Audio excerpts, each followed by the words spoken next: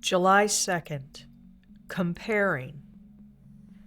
Our personal stories may vary in individual pattern, but in the end, we all have the same thing in common. Basic text, page 87. We addicts are a varied bunch, coming from different backgrounds, having used different drugs, and recalling different experiences. Our differences don't disappear in recovery.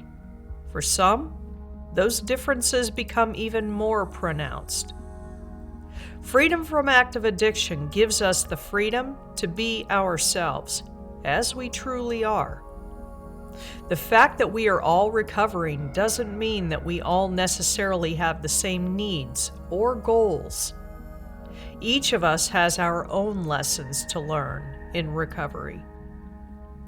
With so many differences from one addict to the next, how do we help one another in recovery? And how do we use each other's experience? We come together to share our lives in light of the principles of recovery.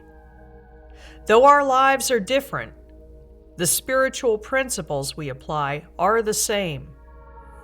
It is by the light of these principles, shining through our differences, that we illuminate one another's way on our individual paths.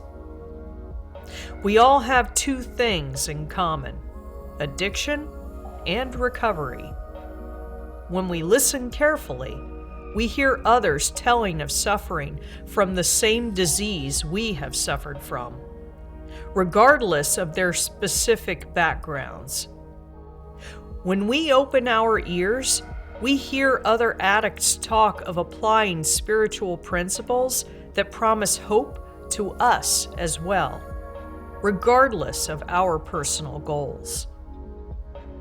Just for today, I have my own path to follow, yet I'm grateful for the fellowship of others who've suffered from addiction and who are learning to apply the principles of recovery, just like me.